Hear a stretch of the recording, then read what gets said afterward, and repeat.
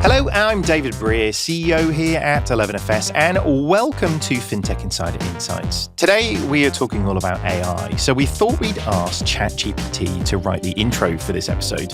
Here's what happened.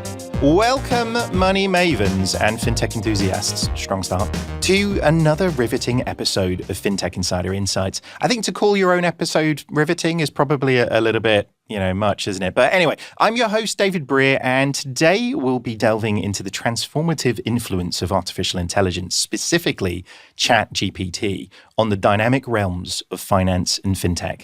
That's exciting. I like that, actually. Imagine a world where financial transactions, market analysis, and customer interactions are powered by a virtual assistant that understands the nuances of banking, investment, and economic trends. That world is becoming a reality thanks to the game-changing capabilities of ChatGPT. It's starting to feel like an advert for ChatGPT at this stage, isn't it?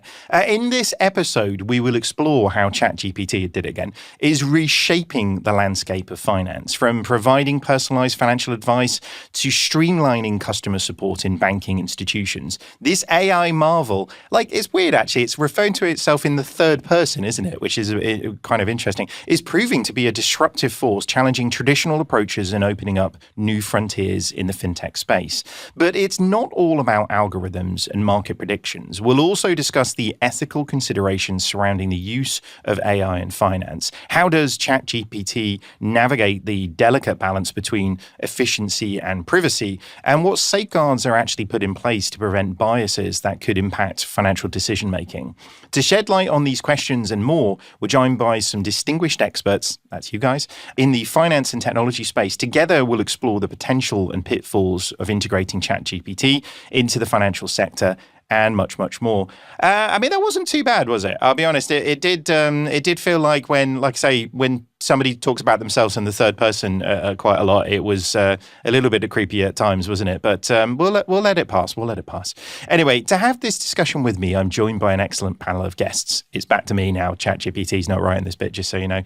To have a great discussion. Firstly, I am delighted to welcome Anouk Moll, who is the founder of Merantix. Founder and resident at Merantix, yes. There you go. Good stuff. Tell us a little bit more about Merantix. What do you guys do other than what I'm learning now? Yes. Great introduction, by the way. I'm not sure. I felt like money mavens. I'm not sure that's a Twitter handle that's going to catch on, but we'll see if it sticks. Oh, cool. Merantix is one of the leading AI ecosystems in Europe. We're based out of a campus in Berlin where we incubate and invest in AI for startups for the last 6 years. As a founder in residence, I am part of the venture studio where they incubate about 3 to 4 AI startups a year. And I'm currently building an AI fintech venture in the post-trading space in stealth mode. So it's very exciting, lots of stuff happening. And I think, especially this week, lots of stuff happening in this space. But we've been around for 6 years. So, well, I was going to say, that sounds like more than about 4 full-time jobs. So, you must be rather busy. But we'll unpack that as the podcast goes on. But it's also a big Fintech Insider hello to Chase Disher, who is the head of product at public.com. Welcome to the show. How are you doing? I'm doing great. Thanks so much for having us on. No worries at all. So my name is Chase. I'm head of product at public.com. And I own the core app UX, growth, and AI products, in particular Alpha, which is public.com's AI tool. Very, very cool. For anybody who doesn't know public.com, do you want to give a little bit of a background? Of course. So quick background on Public. We're an investment platform for stocks, ETFs, crypto, treasuries, and alternative assets. We recently have launched in the UK to offer US stocks with commission-free trading and low FX fees. Very, very cool. Welcome to the show. Thank you very much for coming on. We're also joined by Kate Janssen, who is the lead product manager over at Cleo. Kate, Cleo, you guys have been on the show a bunch of times, but for anybody who doesn't know Cleo and is living under a bit of a rock because you guys are crushing it, then tell us a little bit more. Thanks, David. Very kind of you, and great to be back on the show. Yes, so I'm the lead product manager for ML Chat at Cleo, as you mentioned. And Cleo is an AI assistant for personal finance. I am particularly working on building the products that have machine learning and AI at the core. And some of the products that we're working on in that area are some personalized products to really understand customer dilemmas, financial situations, and then to help predict future financial difficulties, such that we can help coach people to potentially avoid things such as costly fees, to help them create better spending habits, and ultimately to improve their overall financial health. Very, very cool. I guess, it's a funny one because if we said about this show being about ChatGPT, we could basically talk for about 5 hours just about the last 72 hours, couldn't we, in terms of all the weird ones. The weird thing is we were meant to record this 2 days ago, and if we did do it 2 days ago, it'd probably be completely different in terms of the things we'd be talking about. But hey, that is the lovely and exciting world that we live in, isn't it? The rapidly evolving landscape of these things. And actually, rapidly evolving is probably a very good way to describe actually everything that's happening in the AI space more broadly, particularly with the applicability to financial services. But maybe if we start in this part of the podcast to look back of the last year of ChatGPT, because the rise has been meteoric, hasn't it, in terms of the impact of it, and more generally the impact not just in financial services but more broadly in terms of where people are going. But it's fair to say though that AI isn't really something new, right? Actually, it's not something that people should be like, oh my God, it's like sci-fi. It's like actually, the way in which we've been using AI has sort of evolved very rapidly, but it's been around for quite a while. Anouk, maybe starting with you. Is this just, new, or is this something that's been building up over a long period of time? I think it's been building up for a long period of time. It's just the difference is now it's become conversational. So before it was powering a lot of these back-end structures of multiple applications. You just don't see it as a consumer. So with ChatGPT, I think that conversation very much shifted to where you all of a sudden engage with an AI. And that's very different. So I think the core technology, yes, has been growing and evolving at rocket speed over the last couple of years, but the technology or what it can do itself, it's been around for a while. Just the engagement is different. Yeah. Is it the reality of the interface is caught up with the sci-fi promises to a certain degree? Actually, we were all pretty heavily burned by using Siri in those early days, weren't we? But actually, the reality of actually the speed in which the interactions with things like ChatGPT. Maybe sticking with ChatGPT then. Kate, what is it for anybody who's listening to this who has lived under a rock for the last 18 months of their lives? They're just coming to after a crazy sort of comatose whatever. ChatGPT, what is it and what is it doing? Yeah, absolutely. So I'm going to take you through kind of a series of terms to understand where on earth ChatGPT came into the picture. But you can think of what ChatGPT really is a AI model that comes from a kind of family of models called large language models. And all of those large language models, they fall under an umbrella term in AI called generative AI. So what these large language models can do, and other models that fall under generative AI, is create new forms of content. Large language models, as per the name, are able to create context that is in the form of text. So that's what ChatGPT is able to do. It is able to create textual content. And the way that humans interact with this is through something called a prompt. And what was excellent on OpenAI's part was to make the interface with one of their large language models. They've used a couple behind ChatGPT, particularly GPT-4. They created a very, very simple user interface such that people could really easily interact with this AI model. And as per Anouk's point, that really is just as much of an epic kind of breakthrough as the technology. So all of a sudden, people were able to interact with AIs like never before. And importantly, in their own language. And second, most importantly, in a way that is very natural for humans, which is a conversational interface. And so what we have is a generative model sitting in the background that's able to create new forms of text, really in any way that you ask it to. And that's why you can get poems in the style of Shakespeare or rap lyrics in the form of just the style of Shakespeare as well, potentially. And that's what ChatGPT is. The chat in front of the term GPT really refers to the fact that this model has been trained for conversational applications. And the GPT stands for Generative Pre-trained Transformer. And that's really referring to kind of the model architecture in the background and the fact that it is a generative model. Has the rise of it been due to the ability for people to actually interact with it? I mean, the discussions around artificial intelligence and the potential of, IBM's Watson and, integrating blah, blah, like, cool, but like normal people can't integrate with it, right? So it's always the forgetting that somebody has to care at the end of it, right? 180 million users in the first year, Chase, like that. On anybody's metrics, that ain't doing too badly, is it? It's super impressive. I think really the key aspect that they nailed is the approachability of the new technology, right? I think the power of AI has been talked about for a long, long time. And, even GPT 3.5 was released, I think, in May 2020, 2.5 years before ChatGPT was introduced. So that technology in and of itself existed already, but people were able to actually approach it in whatever way that they felt comfortable. And, the world was their oyster, and being able to go in, type in some sort of prompt and getting back an answer was obviously a super powerful thing for everyone to be able to experience. And so, yeah, the growth has been phenomenal and really impressive. Yeah, it's the evolution of a a common metaphor, which is usually a better way of creating adoption, isn't it? Actually, everybody knows how to use search, but actually, this is about a very different approach to making that old tried and tested sort of paradigm work in a completely different way, isn't it? So it definitely helps my son plagiarize more effectively as well in terms of his homework this weekend. But it's an interesting one in terms of that adoption, because obviously these types of models work really effectively in terms of the loops around those things as well. And having 180 million users, you're probably going to be learning a thing or two about your product pretty effectively, right? Oh, 100%. Also, AI used to be a black box in the past, right? You saw the term popping up here and there, et cetera. And so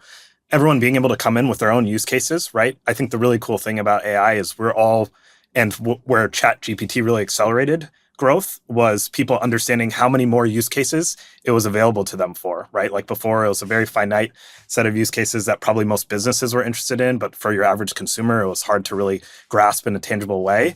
And I think ChatGPT has really, really opened the expansive use cases available to people. It's really turned, the innovation engine in a lot of people's minds, which is a really, really cool thing to be a part of. Yeah.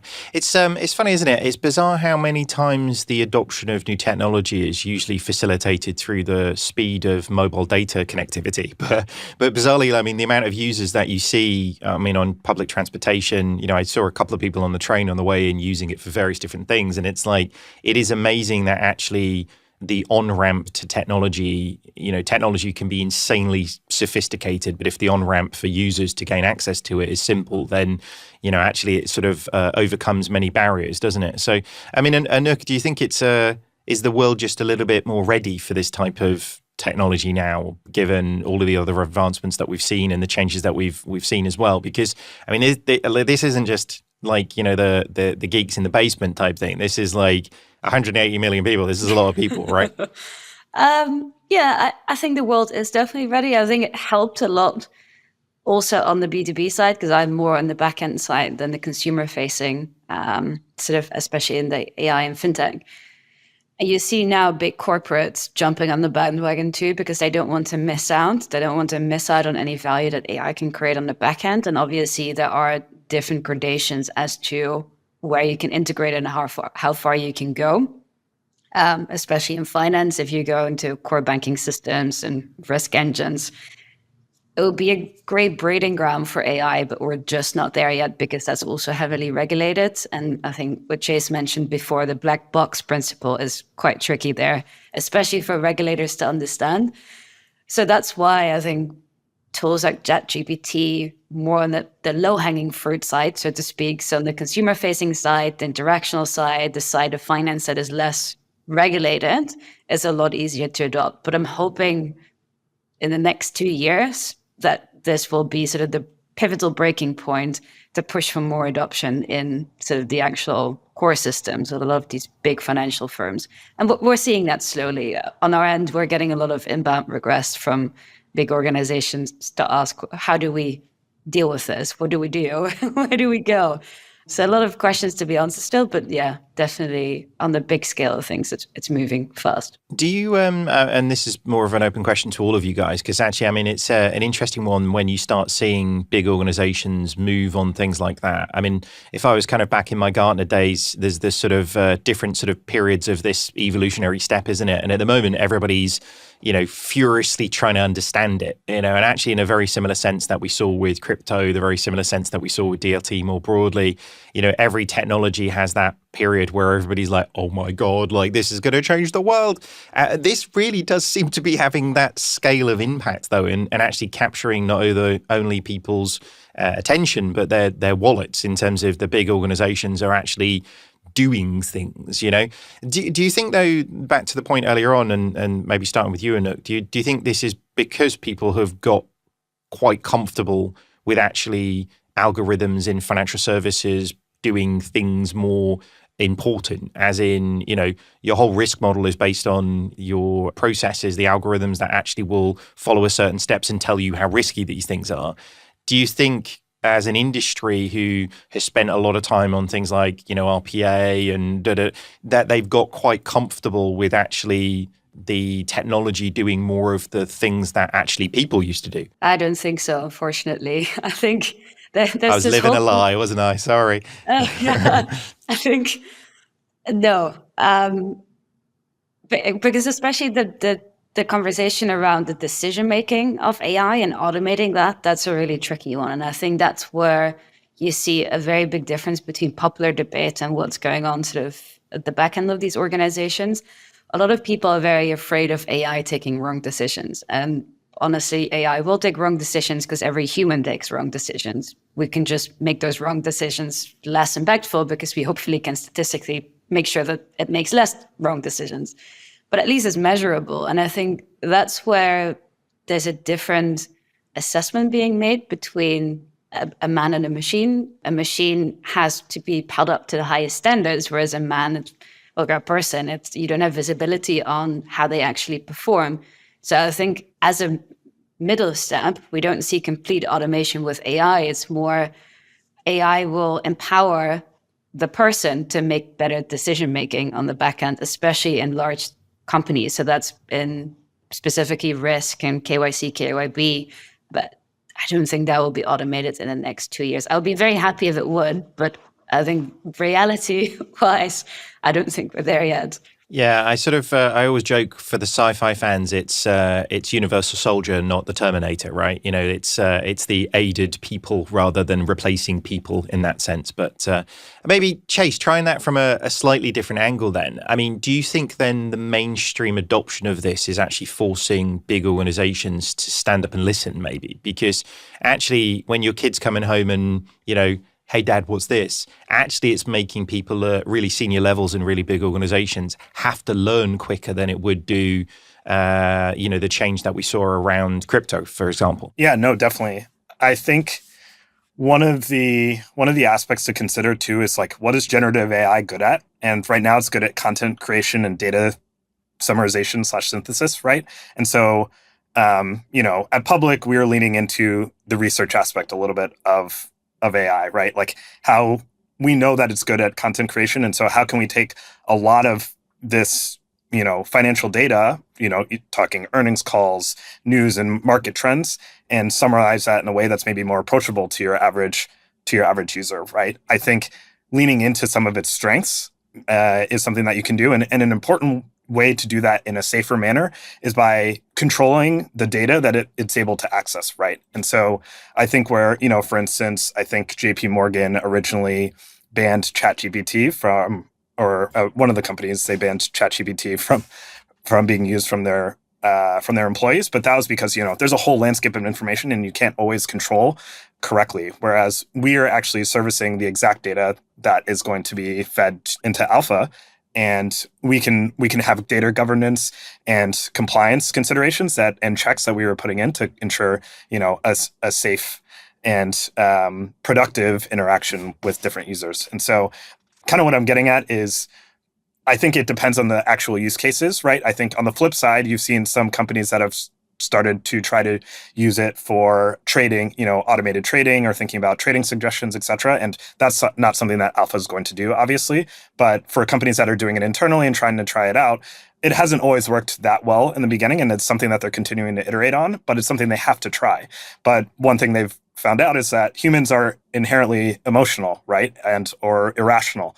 And so those, even if your tool may make perfect decisions, it may not actually play out in the markets in the short or medium term as you would expect. And so that's something you have to manage. And as companies are deciding how to invest in this kind of information, they are managing that risk in themselves, et cetera. Sure. Yeah, no, I completely agree with that. I mean, if the world was inherently logic-based, what a boring place it would be, right, in terms of all of those things that went there. But yeah, being able to try and predict those more effectively than other people is kind of the game to a certain degree, isn't it? But it's an interesting one that you bring up there around the sort of tailoring of the interfaces and the breaking down of concepts into, I sort of loosely joked about my 11-year-old plagiarizing on the internet over the weekend, but actually it was just some basic homework about actually understanding the impact of fair trade around the world, and he had to write a thing. And actually I said, well, use this in order to get a understanding of it, because actually if you go to any website and get it to explain to you fair trade, it's doing it at a level that 11-year-old will switch off about 4 seconds into that first sentence, So actually that's the power of this, isn't it? But I guess with the financial services context on that, Kate, the world of financial services is actually kind of set up. I'll be honest with you. I think most FIs or regulators set it up in a way that makes them feel impressive and feel smart because they're using lots of acronyms that nobody really understands. But actually, if you can create an interface that can actually allow people to be spoken to how they want to be spoken to in terms of either your comprehension of financial terms or your, whatever background that you want to kind of preference it to. That's an amazing leap forward in the way in which we interact with, the interface with any organization, isn't it? Yeah, absolutely. And I think that with the rise of digital products over the last, say, 20 years or so, there has been a massive industry around kind of user interface, user interaction design that's grown with it.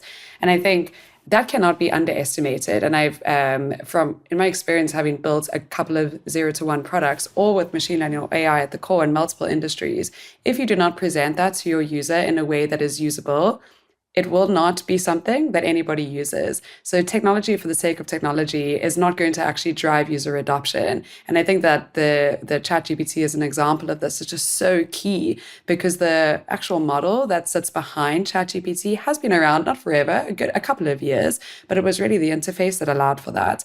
And I think that cannot be underestimated. Even if you have an excellent model in the back end that can predict everything you need to predict, if you can't easily access it or interface with it, people will not use it. And so when you're thinking about building digital products, you have to think about that.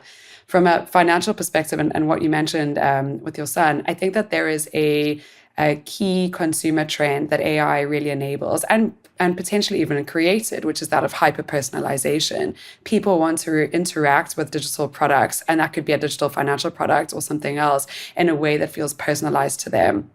And the question can be, do people expect that, or did technology actually create that?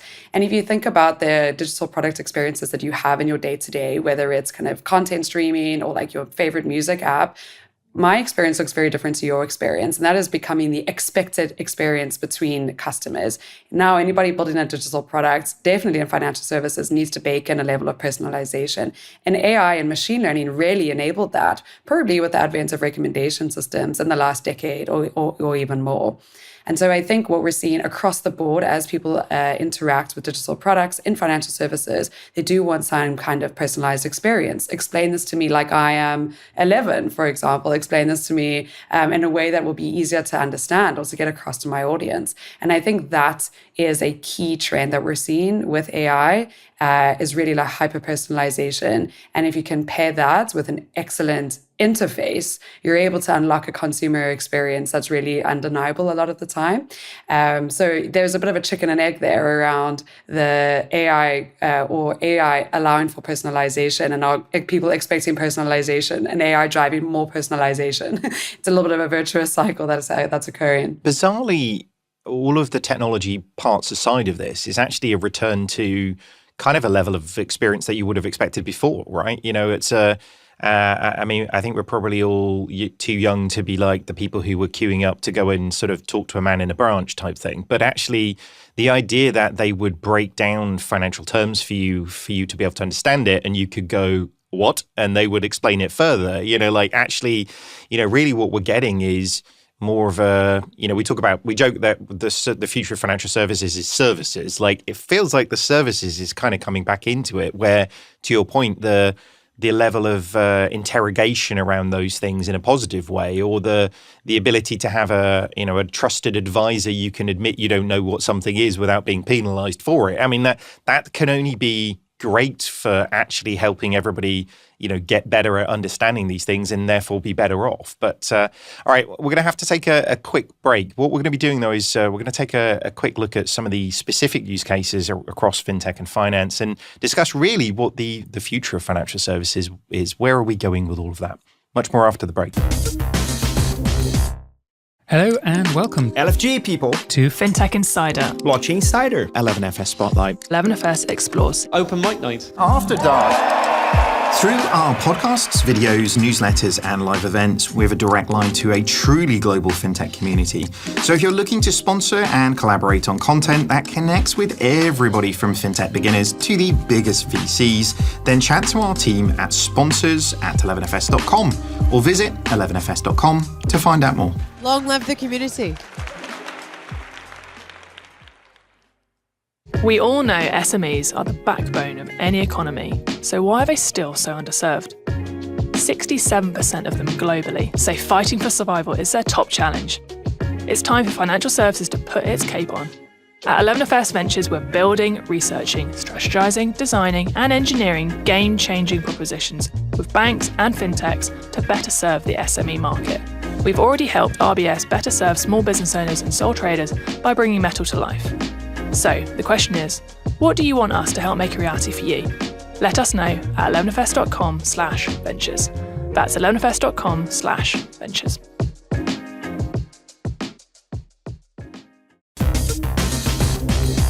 Welcome back to Fintech Insider Insights. We've been discussing how ChatGPT has been able to really proliferate the last year. I mean, it just has been everywhere from, when you start seeing South Park do like proper full-blown episodes just covering this as a topic, it's hit mainstream, because that's when taxi drivers are talking about it as much as everybody who really gets excited about it. But what we're going to start doing now is looking at applications in financial services. We talked a little bit before the break about actually the level of interrogation, the level of conversation you can actually get into in terms of explaining these things. But I guess getting a little bit deeper into exactly the benefits of AI in banking and financial services. It feels like that customer service has been where a lot of people have kind of started. We've seen people like Stripe partnering with ChatGPT-4 to power all of its developer documentation. Chase, you touched a little bit on if you can feed it the right information and allow it to be interrogated. That seems like a very good place to start, doesn't it? Back in my computing days, it was always the garbage in, garbage out kind of metaphor, right? If you can feed it great information, then actually you're probably going to get a better level of output on it, right? Yeah, no, definitely. And I actually think one thing that's really cool about a lot of this new technology is it's opening up more time and space to create more human experiences and interactions beyond that can personalize it even more, right? We think about personalization in an automated manner, but it also opens up personalization for more humans who have unlocked more time, right? Being able to give customer support and to dive into more complex problems that may come up on a daily basis is actually something that I think a lot of people would prefer, right? You talked a bunch earlier around it's coming full circle from a services perspective, right? And I see customer support as a great example of that exact type of interaction that people are yearning for, and how AI can actually empower more human interaction in the future. Yeah. Kate, you touched on the sort of level of personalization in the interfaces, but actually, I feel like the advent of the internet, everybody was promised this sort of personalized world of, understanding your data, and therefore everything was wrapped around you. But the reality hasn't really there's not many industries I can think of that being the case other than my Google ads. That seems very personalized, but everything else not so much. But is that, as Chase said, that sort of is this the equivalent of the tailored suit for everybody in terms of actually how that works, rather than it being just hey, here's the interface we thought would be good for you? I think we're heading in that direction. And I think that is the expectation around where we could be in a couple of years' time. It's like hyper-personalized. Everybody has your own personal assistant that's able to do all these different tasks for you. I think if we think about 1 year of ChatGPT and we look at what actually happened versus expectations, I think that some of the learnings, at least that I've had and seen in the last year, are that it's still very hard to build a safe, reliable, and robust machine learning and AI system. And we are doing that with an emerging technology for which we actually still don't really fully understand the limitations. The potential is undoubtedly enormous, but there is emergent behavior that comes out of these models as we learn more and more about them and how they interact with the world and how they construct a world model. So I think we probably have the expectations that are definitely being driven by, I think, the potential that inherently exists in it. But I think people that are building in the background, and Anouk, I'm pretty sure you probably would agree with this, it's still really hard. And I think the events of the last week also show that the environment in which we are building has its own risks. There's a lot of uncertainties that we have to take into account. There's been a big change in how people build over the last, say, 2 decades. We've moved from on-premise to cloud computing, for example. A lot of companies have a massive dependency on the cloud computing infrastructure providers, for example. And we're seeing a similar trend with AI, where there are now a couple of players that exist that are providing a lot of the AI kind of heavy lifting, which then applications are built on top of, which is incredibly exciting for the space, because we're seeing the advent of new technology and the rise of personalization and assistance in every aspect. But we are actually relatively new in this journey. So I would say expectations are great, and like the potential that's driving these expectations around personalization is definitely founded. The reality of doing it is tough. We're still learning things. We're still trying things out. And so to come back to the customer support example, and I think why we've seen that as the first use case, is because what has happened, and with ChatGPT in particular, is that we have large language models or generative AI models that are particularly well trained or well suited for conversational interfaces. And so when you think about in a company where that use case exists, everybody's first thought is customer service. That's often a really big cost center and something that businesses are looking to really help to manage. And it fits really nicely as a use case. And maybe just a last point on this, when, in thinking, how can we use these new advances in technology? That is often the wrong question to ask. You should be thinking about what customer problems that you can be solving. But another way to think about it is, what tasks can these models do really well? And having a conversation is one of them, along with content generation and content representation, for example. Yeah, I mean, it's an interesting one, isn't it? Actually, in that context of really where people will be coming out when they're looking at doing this, as you say, it's the you've seen many a big organization, as we touched on earlier on, go, we need to do a thing in this. And it's like, why? Well, because our board are excited about it. And it's like, well, that's not the good enough reason, guys. And actually that doesn't generally lead to sort of sustained product investment in that way, does it? But I guess sticking with you on that, Kate, to a certain degree, because again, we're not talking about, cat pictures on the internet. We're talking about financial services, right? Like this is a pretty complex place. The regulator gets quite upset if you can't evidence why you've interacted with the customer in a certain way. I mean, our chairman often jokes it's like advent of digital in insurance. Like he literally had to give every screen, every possible permutation to the regulator to prove how they were interacting. So that fine line between what is advice and what is guidance for regulators all around the world, they're like freaking out right now, aren't they? In terms of like, why did you recommend this? I don't know. Can you repeat it? Well, maybe with like exactly the same. No, we can't. No.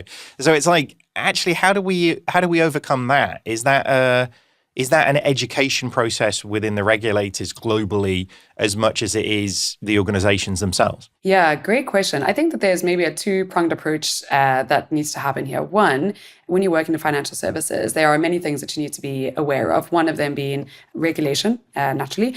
But the way that you can start to test out these different technologies are to find spaces within your product and organization that are are low cost if you get something wrong. So I would say don't start using these technologies and trying to completely overhaul and automate your risk decisioning process, which is highly regulated, but rather try and see what other problems can you solve. Are there other things that your employees, like other tools that you can build with for your employees to help them get mundane and repetitive tasks done more quickly? Is there something on the customer facing product side that could be low cost in terms of something going wrong? You're not paying a big price for it, or you don't have a terrible customer experience. Is there somewhere effectively safe that you can experiment with these models in your organization? And I think you have to be particularly strategic in financial services, and there's other sectors that need to take this strategic approach, such as healthcare, which is when a bad decision can have very, very bad consequences. And so I think a strategic approach in organizations is very much the way to move. I've always recommend the crawl, walk, run approach. Do not try to automate somebody away. Try and take small steps and learn before investing into something where you don't know what the consequences could be. I guess every big bank's transformation is usually predicated on taking people or paper or another P out of the process, isn't it? So they've got bad form when it comes to that one, I guess, from the get-go, isn't it? Because it's always about the ROI being cost saving in some description rather than an advancement in the level of service or the experience that people are getting, isn't it? Yeah, exactly. And I think you can think about it in two ways. And you should think about which of those various ways, which is like cost saving or something that is more customer focused. You can look at both of those places for innovation and choose a safe place to start. I think regulators have been a little bit slow on this topic. I think they're probably also getting up to speed with what the implications are of this technology. I think that there should be an approach where regulators are working with companies rather than passing down regulation that could stifle innovation. I truly believe that AI can have massive benefits for people, humanity, and our planet. And so we don't really want regulation to stifle that. But we do need to be careful, particularly in financial services. Customer data privacy is really important, and that should always be at the forefront of the regulatory intention. And I think striking that balance is tough, but very necessary. Yeah, it's an interesting one. I always feel quite sorry for the regulators. Sorry is probably not the right word, but we'll come up with a better one as we go through, because it's like tail end of a global pandemic, money markets crashing everywhere, cost of living challenges for consumers. And they've got to be like the smartest person in the room on every technology that's evolving. It's a tough gig, isn't it, really, in today's day. But Anouk, sort of touching on that point around security and privacy and and data. I mean, a lot of big banking organizations are just kind of coming to grips with cloud, quite frankly. So like this is the idea that actually the infrastructure is being built and the applications that are being, actually they're going to have lots of concerns around, well, what does that do and where does this data sit and who has, who own, so, I mean, what would your advice be of navigating that? Yeah, I think Kate made a lot of really good points when it came to like what are sort of the low-hanging fruit cases that are very low risk for innovation. Although I do have to say, if you want to compete in 5 years, you have to start applying AI in your core banking functions. And yes, that's really hard because of regulatory restrictions. But on the other hand, you will have to be able to compete at some point, right? And I think one of the issues when it comes to adoption in that field, and specifically the privacy and security aspect of it, is the data silos that a lot of these big financial institutions have. Their line of defense is usually putting data in various silos across an organization with their own product function, with their own business line, with their own product management sort of systems, which makes it really hard to connect the dots. That's one of the challenges that they have, even moving it into the cloud, because it's impossible getting access to even a roadmap. Like I've been in situations in banking where I kid you not, I got an answer to an email saying, well, in 2 years' time, we might have time to be able to look at this. I mean, that in 2 years' time, the world might look very differently, right? And I understand where they're coming from, but I think that's where a CIO or a board really has to step in and say, okay, we're going to engage in this conversation with the regulator. How can we make this possible? How can we partner with startups? And I think Microsoft is a really good example of how they partner with OpenAI to be able to actually be at the forefront of what's happening there. And I think that's where a lot of financial organizations fall short. Often the regulator is blamed for that. I think partly unfairly, because on the other hand, the regulator also gets heavily lobbied by banks and by very big tech companies that want to keep those regulations up. So they sit at a really technical, but also really hard sort of crossing point of startups and big corporates, consumer protection organizations, governmental sort of policy and plans for the next 4 years, because there'll be election coming up soon. So what can we scroll on very quickly, right?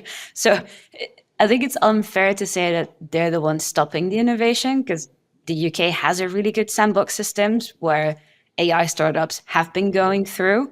So it's really also that the industry itself that's just unwilling to actually adopt and to make change and to partner, especially the partnering part there. It's, yeah, so it's a lot that has to change on their front, I would say. Yeah, it's an interesting one, isn't it? It's not just customer adoption, it's adoption of the organizations to actually put these things into practice at scale, isn't it? And that's an interesting challenge, isn't it? To your point on the regulator, I've never found sort of a regulator that didn't want to end up with a better outcome for consumers. Like, that's sort of the point, right? That's what they're looking to achieve on the whole. And actually, a lot of the things that your point around, the competition, actually the tension in the market to bring new players in often leads to a much better outcome for consumers than it would do if nothing happens. But I guess is this big organizations often look at these things like I know I fed into this earlier on with my universal soldier point, so I do apologize, but it's like sci-fi sort of metaphor, like actually they're looking at it like a future thing. And it's not a future thing. It's like, actually, it's a future thing like cloud is, if you think about it that way. Is this our conversation around actually, AI, or is this just a conversation around the tools that you use when you're building modern day technology and operations? And I use the word operations really specifically because I often think people just think about the customer impact. I know we're all conditioned to, it's like, just think about the customer. But actually, I think the employees of organizations has a bigger role to play than the customers do, because they're the people who actually build the thing for the customer. So, often what you find in big organizations, and, Anouk, get the CIO, and it's like in big organizations, it's like, which one of the 70 CIOs is it that you have to regret to agree? And it's like, wow, this is crazy. But often, holding, employees' arms behind their back to build capabilities. If you were starting if we all were like, screw it, I'm leaving 11FS, you guys are leaving where you are, we're going to go build a business. It's going to be a fintech business. Okay, you're going to use cloud, you're going to use AI, you're going to start from that point, because actually it's the toolbox, it's the toolkit that would lead to the most efficient, most effective, best outcome for you as a business, right? I mean, Kate, is this rather than it being like, oh my God, it's a revolution and let's all flip the tables over and go crazy, like, this is just an evolution in the steps that we're taking with technology, right? Yeah, absolutely. I think we're seeing exactly that trend. You can even, I think there is even a product that you can use, which was basically like a bank in a box, like banking as a service. It's really remarkable. There's so many services now that you can use to get going a lot quicker than what it used to be. You can get access to AI models really easily. You can get access to GPUs, to compute power really easily. We're really seeing the kind of democratization of these services really come down. And those are underlying technology trends that are also driving the pace of innovation at the same time. So starting a business now versus starting a business 10 years ago is very different. And I think it will look even more different in 2 years' time, as these technologies are exponential technologies.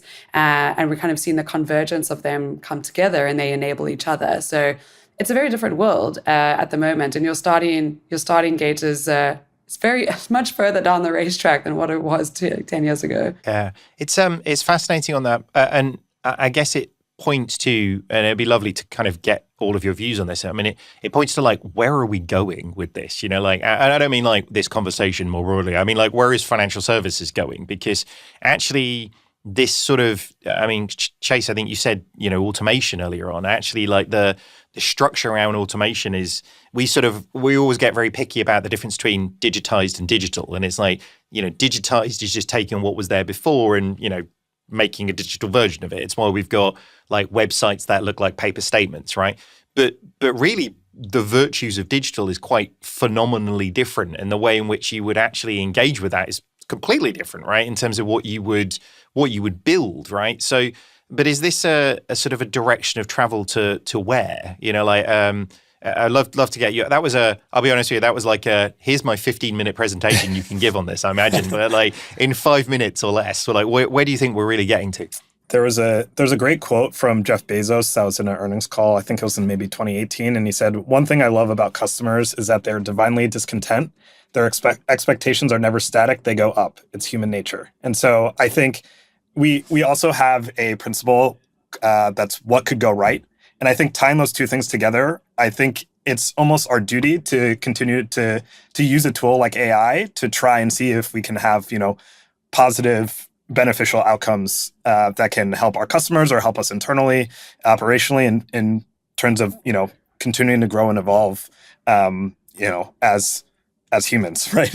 And wherever we may be in the world. And, what that looks like may change often, right? And we may, I think it's unfair to say I know where we're going to go. I would probably be wrong, but I can say that I know that the use cases are going to continue to evolve. And I know that if there is potential for exponential outcomes as it relates to people's ability to, either in work or their ability to accomplish something and, moving us forward, that's an initiative that's worth investing in. And I think that's shown a lot, even through the last week, and how much turmoil there was when, Sam Altman was potentially going to leave OpenAI, and a lot of people stood up and said, whoa, what's going on? Why is this happening, et cetera? And that's because a lot of people are invested in this. They know its potential. And, I think we're all on a mission to try to do due service to, hey, where can this take us? Yeah. And that's the exciting thing, isn't it? It has the potential to go in pretty amazing directions. I mean, Anouk, what do you think? Where are we going to get to in this? What will be the overriding impact of AI in financial services? Yeah, I think I'm quite optimistic because I think that sometimes the popular narrative around this is that AI is going to replace your job. I think the reality is that during the Industrial Revolution, like 100, 150 years ago, they also thought that machines were going to replace humans and that there would be no more work. But in reality, it just optimized everyone's time. All of a sudden, people had a 2-day weekend.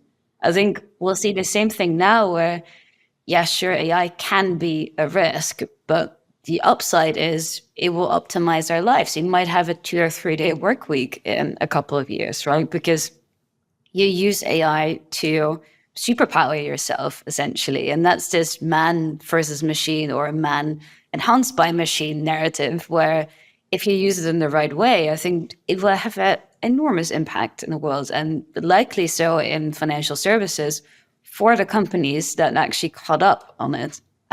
Because if you're not, you're going to be left behind. And quite frankly, I don't think you can catch up. And I think Kate made that statement earlier in this conversation, that hyper-personalization is only going to excel even more. And if you that's one of the examples. If you can't compete, then a consumer will go somewhere else where they can get that attention and where they can get that level of service and where someone does actually talk to them. And whether that's a deep fake or a real person, I really don't care. As long as I'm being serviced instantly and my question is being answered, well, then I'll be your client, right?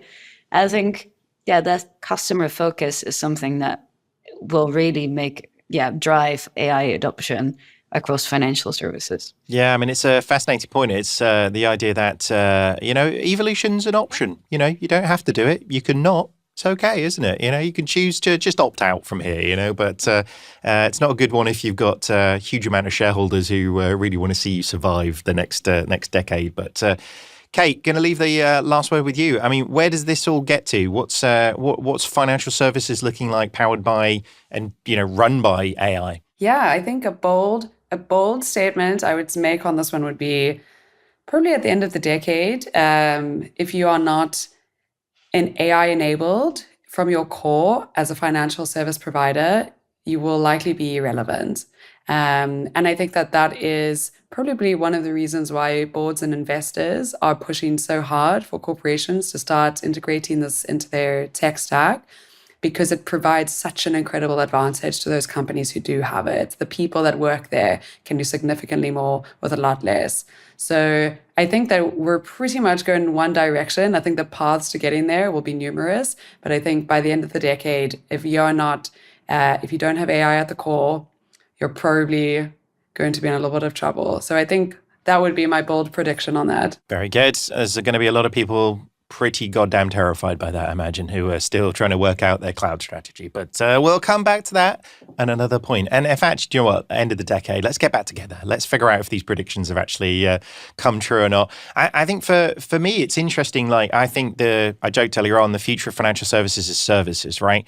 Actually, can I teach everybody how to manage their financial services better, or can I build services that do that stuff for them? And which one of those are they going to want? It's going to be the second one, isn't it? You know, nobody, us included, talking about this podcast, want to sit on a Sunday and go through our finances. But if there was things that could do that thing for us to make us better off, as Chase said earlier on, that's going to be the ones that ultimately customers will move towards in droves. So I think that takes a few shifts in regulation. I think it takes a few shifts in the business model of financial services in terms of what they're there to achieve.